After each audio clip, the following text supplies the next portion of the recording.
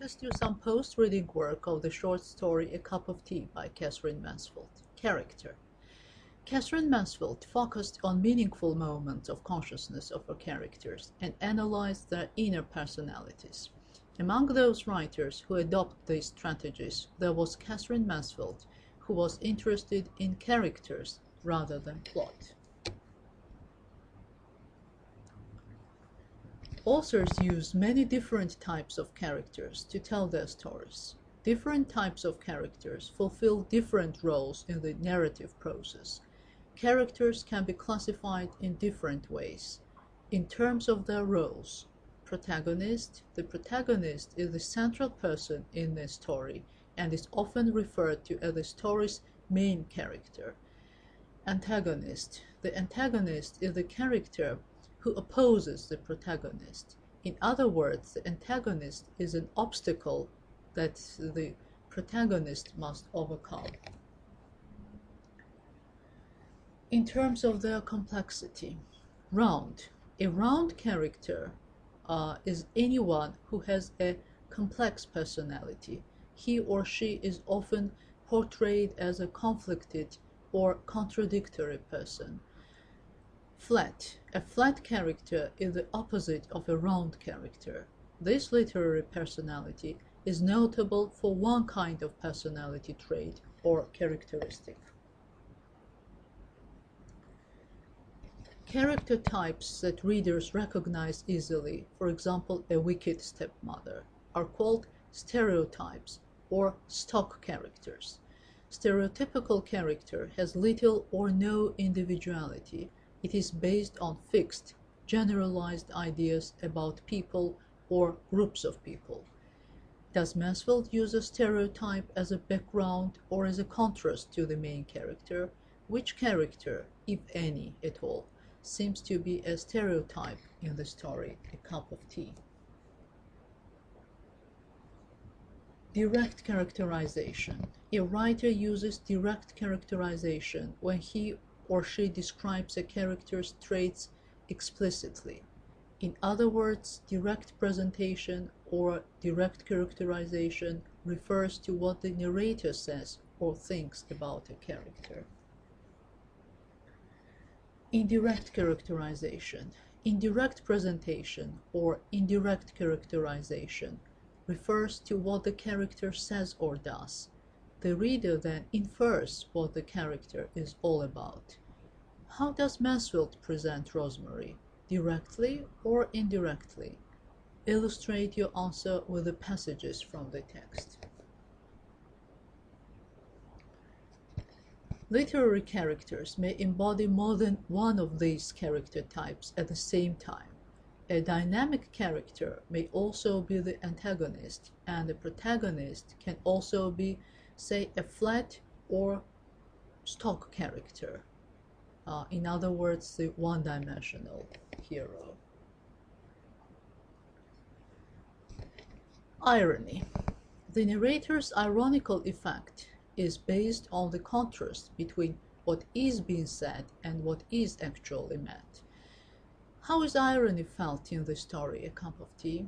The narration in the story A Cup of Tea is studied with questions, interjections, and exclamations, which emphasize Rosemary's perspective. Imperatives and exclamations. We can meet many imperative sentences in the story. For example, come along, come upstairs, come and sit down, don't cry, do stop crying, be nice to her, explain, look again, my child. Find in the text which characters use imperatives against other characters. Is there any hidden implication why the author makes her characters use imperatives? There are also many exclamations in the story. Charming, how extraordinary, how thoughtless I am, pretty, lovely, there. What feelings are expressed through the characters' exclamations?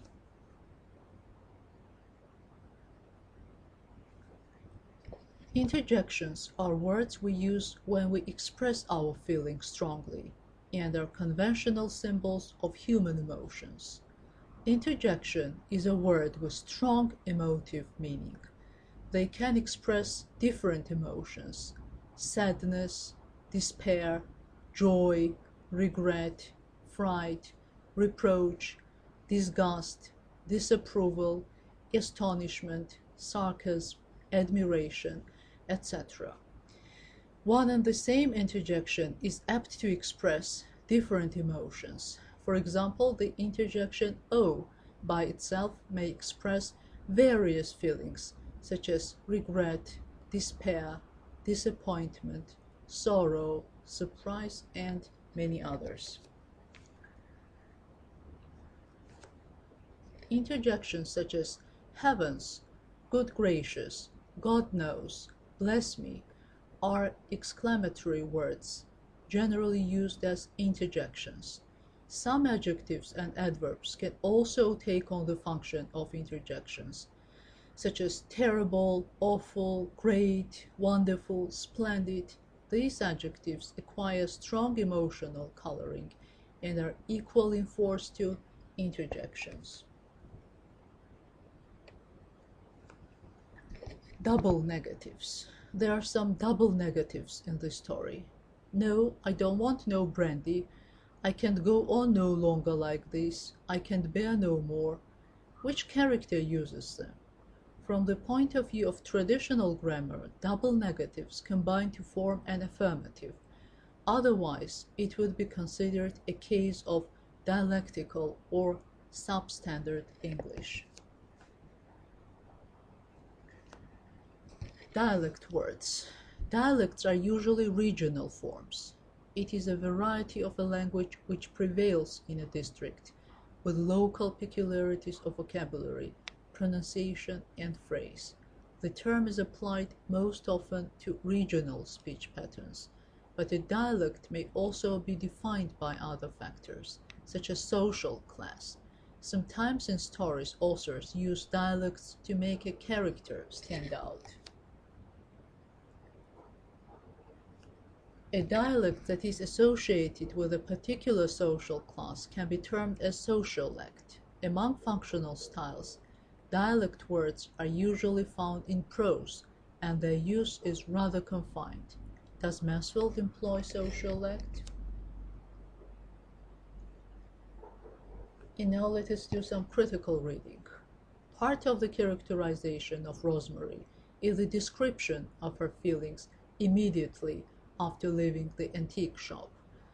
What does this description tell about her? Does Rosemary seem to consider Miss Smith as individual? What do you think? Does Philip deliberately play to Rosemary's jealousy by telling her how pretty Miss Smith is because he knows she will send the girl away? At the end of the story, Rosemary quietly asks her husband, "Am I pretty?" Do you think that it is her true concern? How do we learn Rosemary's true motives in inviting the girl home? Where does the climax come in the story? In your opinion, what is Rosemary's chief purpose in life? Support your answer with evidence from the story. Do you think Catherine Mansfield is criticizing the values of the society in which Rosemary and her husband live, or is she merely representing it? Do you know the parable of a Good Samaritan? In what way does Rosemary try to behave like a Good Samaritan? Did she succeed? Now try to connect literature to your life, your response to literature.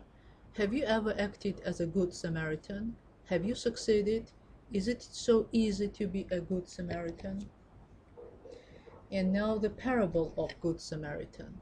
The parable of the Good Samaritan is a parable told by Jesus and is mentioned in only one of the canonical Gospels. According to the Gospel of Luke, a traveler is beaten, robbed, and left half dead along the road. The man could be a Jew, but could be anyone, a Roman soldier, Greek, Egyptian, or other. First a priest, likely a Jew or other Israelite, and then a Levite come by, but both avoid the man. Finally, a Samaritan comes by. Samaritans and Jews fought about which one of them were the true Israelites. Anyway, the Samaritan helps the injured man. The parable has inspired painting, sculpture, poetry, and film. The colloquial phrase "Good Samaritan," meaning someone who helps a stranger, derives from this parable, and many hospitals and charitable organizations are named after the Good Samaritan. How does the author describe Miss Smith? Find in the story all the different ways that Mansfield characterizes Miss Smith. And suddenly it seemed to Rosemary such an adventure, says the author. Did Rosemary mix adventure with compassion? Is the story a social commentary?